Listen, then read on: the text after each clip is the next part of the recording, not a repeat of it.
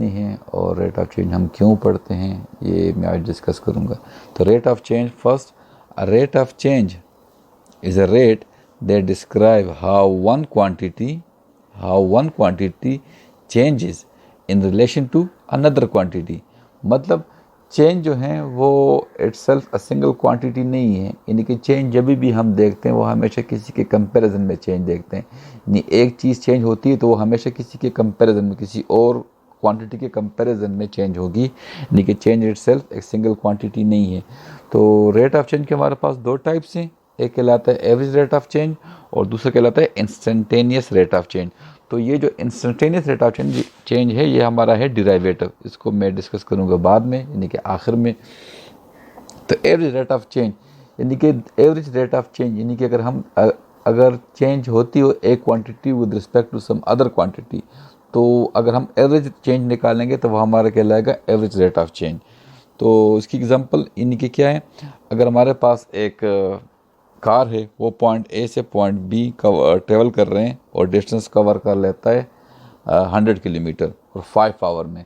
तो यहाँ पे अगर हम एवरेज रेट ऑफ चेंज निकालेंगे तो इस केस में चूँकि ये रिलेशन है डिस्टेंस और टाइम का आपस में, तो ये जो चेंज कहलाएगा ये हमारे पास स्पीड कहलाएगा, यानी कि एवरेज स्पीड कहलाएगा। तो डिफरेंट फील्ड में ये जो एवरेज रेट ऑफ चेंज है वो डिफरेंट होता है। फॉर एग्जांपल इस केस में हमारे पास ये टाइम, डिस्टेंस और टाइम का जो रिलेशन है ये हमारे पास स्पीड है, बल्कि एवरेज स्पीड है। इस तरह अगर हम क्रिकेट में हमारे पास अगर एग्जांपल देखते हैं, वो जो एवरेज रेट ऑफ चेंज निकालते हैं तो स्कोर का आवर के साथ, तो वो हमारे पास जो रन रेट कहलाता है, तो वो हमारे पास एक्चुअली में एवरेज रेट ऑफ चेंज होता है।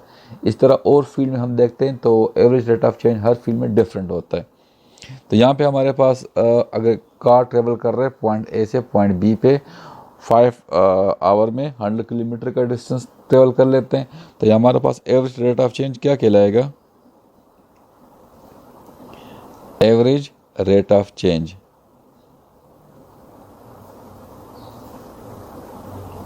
तो यहाँ पे डिस्टेंस में चेंज कितना आया, यहाँ पे 100 और 0, तो डिस्टेंस में चेंज आया ये, और टाइम में चेंज आया इन 5 आवर में 0, तो ये हमारे पास बन जाता है 100/5, तो 20 किलोमीटर पर आवर।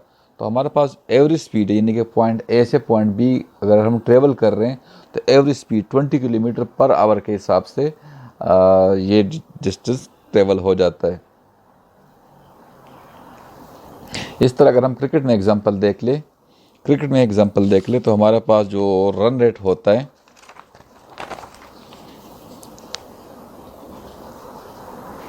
क्रिकेट में अगर हम देखें तो हमारे पास अगर और जो रन रेट होता है वो ऐसे ग्राफ में गिवन होता है। यहाँ पे ये एक्स एक्सिस और ये हमारे पास होगा वाई एक्सिस। तो एक्स एक्सिस में हमारे पास रन्स होते हैं, यानी कि एक्सिस पे हमारे पास ओवर्स होते हैं, और यहाँ वाई एक्सिस पे हमारे पास रन्स होते हैं।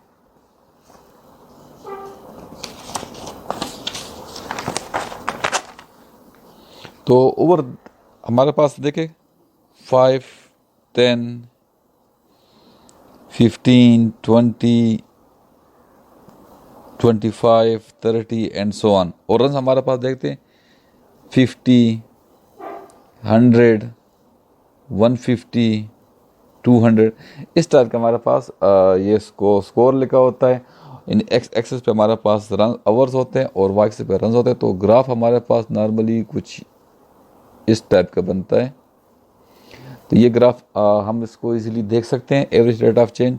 तो अगर हम एवरेज रेट ऑफ चेंज निकाले 5 आवर और 20 आवर के दरमियान, यानी किसी भी दो ओवर के दरमियान अगर हम average rate of change find करने की कोशिश करेंगे तो ये 5 और 20, 5 पे हमारे पास स्कोर क्या है, 5 पे हमारे पास स्कोर राउंड अबाउट 90 है, और 20 आवर में हमारे पास स्कोर क्या है, 20 आवर में हमारे पास 200 है। तो यहाँ अगर हम average rate of change find करेंगे तो वो क्या होगा, एवरेज रेट ऑफ चेंज।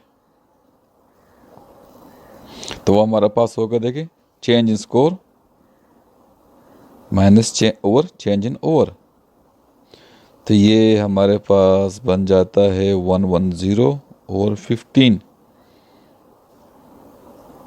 तो ये राउंड अबाउट कुछ बन जाता है 7.3 समथिंग। तो इसका मतलब ये हो जाता है, अप्रॉक्सीमेट ही है, सॉरी। तो ये इसका मतलब ये बन जाता है कि हमारे पास जो स्कोर है वो 5 आवर्स और 20 आवर के दरमियान जो एवरेज रेट ऑफ चेंज है, मतलब 5 और 20 आवर के दरमियान जो एवरेज रन रेट है वो हमारे पास क्या है 7.3। मतलब कि 5 आवर्स से लेकर 20 आवर तक जो स्कोर में इंक्रीज़ होता है वो हर आवर के हिसाब से 7.3 रन इंक्रीज़ हो जाता है। तो ये हमारे पास है एवरेज रेट ऑफ चेंज। तो एवरेज रेट ऑफ चेंज हमने देख लिया इससे पिछले एग्जांपल में वो कार, और इन एग्जांपल में हमने देख लिया कि यहाँ पे एवरेज रेट ऑफ चेंज क्या है, वो स्पीड है। और स्कोर के एग्जांपल में हमने देख लिया, यानी कि आवर्स और रन्स के हिसाब से हमने देख लिया। तो हमारे पास एवरेज रेट ऑफ चेंज यानी कि एवरेज रन रेट होता है। तो बहुत जगहों पे ये काफ़ी होता है हमारे पास कि हम एवरेज रेट ऑफ चेंज से काम निकाल लेते हैं, लेकिन कुछ जगहों पे काफ़ी नहीं होता। तो अभी हम ज़रा पढ़ेंगे इंस्टेंटेनियस रेट ऑफ चेंज की। इंस्टेंटेनियस रेट ऑफ चेंज क्या होती है? इंस्टेंटेनियस रेट ऑफ चेंज, कि इंस्टेंटेनियस रेट ऑफ चेंज क्या होता है? तो instantaneous rate of change, for example वही एग्जांपल अगर हम दे दें, अगर एक कार ट्रेवल कर रहे पॉइंट ए से पॉइंट बी पे 100 किलोमीटर का डिस्टेंस से और 5 आवर में कवर कर लेते हैं, तो यहाँ से अगर अनफॉर्चुनेटली कार को एक्सीडेंट हो जाता है तो ज़ाहिर है उस एक्सीडेंट का डिपेंड तो एवरेज स्पीड पर नहीं होता, क्योंकि एवरेज स्पीड हमारे पास था 20 किलोमीटर पर आवर।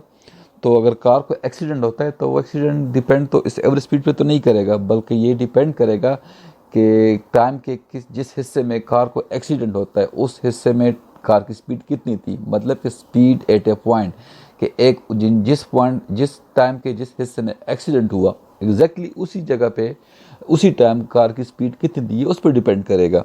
तो मतलब है कि हम चेंज देखते हैं at a point, change at a instance, यानी कि इंस्टेंटेनियस रेट ऑफ चेंज हम देखते हैं, चेंज एट ए पॉइंट हम देखते हैं। और यही हमारे पास है डिराइवेटिव। डिराइवेटिव क्या है?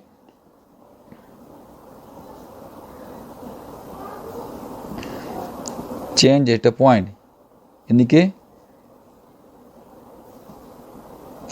एक पॉइंट पे चेंज कितना आया, ये हमारे पास क्या है? डिराइवेटिव है। तो उसको ज़रा हम फाइंड करने की कोशिश करेंगे कि डिराइवेटिव को हम कैसे कैलकुलेट करेंगे।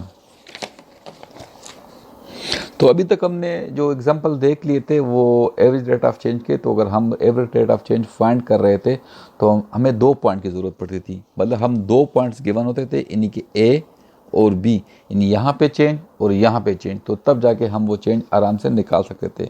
तो इस केस में अब सिंगल पॉइंट पे चेंज हम कैसे फाइंड करेंगे? तो अगर हमारे पास एक पॉइंट गिवन है पी ऑफ एक्स वाई, तो यहाँ पे अगर हम एवरेज रेट ऑफ चेंज निकालेंगे तो देखिए वो एवरेज रेट ऑफ चेंज क्या होता है? चेंज इन वाई और चेंज इन एक्स। तो यहाँ पे देखिए चेंज इन वाई भी 0 है। इस केस में चेंज इन वाई में कितना चेंज आता है? वो 0 है। और चेंज इन एक्स वो भी 0 है। तो 0/0 की मैथमेटिक्स में कोई मीनिंग नहीं बनती, मतलब ये मीनिंगलेस है।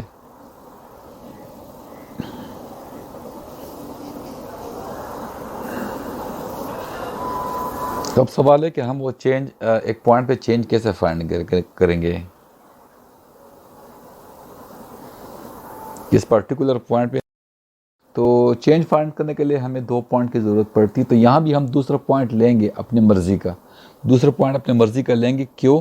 लेकिन शर्त यह है कि वो पॉइंट क्यू के बहुत नज़दीक होना चाहिए। डेल्टा एक्स, यानी कि एक्स में इंक्रीमेंट दिया तो थोड़ा सा चेंज वो डेल्टा एक्स, तो करस्पॉन्डिंग वाई कोऑर्डिनेट में भी चेंज आएगा, वो हो डेल्टा वाई। तो instantaneous rate of change at a point अगर हम कैलकुलेट करेंगे पॉइंट पी पे, तो वो हमारे पास 2 स्टेप में कैलकुलेट होगा। फर्स्ट स्टेप में हम यहाँ पे एवरेज रेट ऑफ चेंज निकालेंगे। यो स्मॉल इंटरवल हमारे पास बनेगा एक्स प्लस डेल्टा एक्स। इस स्मॉल इंटरवल पे हम पहले average rate of change calculate करेंगे। तो वो क्या होगा?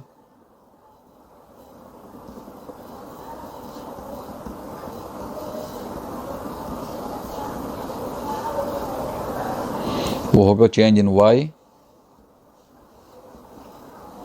Minus change in x। तो ये हमारे पास बन जाएगा delta y over delta x। तो ये हमारे पास एवरेज रेट ऑफ चेंज है स्मॉल इंटरवल पे। तो यहाँ पे देखें डेल्टा x की वैल्यू बहुत स्मॉल है। अब ये स्मॉल वैल्यू हर एक के नज़दीक डिफरेंट होगी। फॉर एग्जांपल किसी के नज़दीक डेल्टा x की वैल्यू होगी 0.1, किसी और के नज़दीक ये होगी 0.01। इस तरह कोई इसको 0.001 भी लिख सकता है। इनफैक्ट के डेल्टा एक्स की जो मीनिंग है मतलब ये हर एक डिफरेंट इसको ले लेता है कि स्मॉल वैल्यू। तो सेकंड स्टेप में हम क्या कर लेते हैं,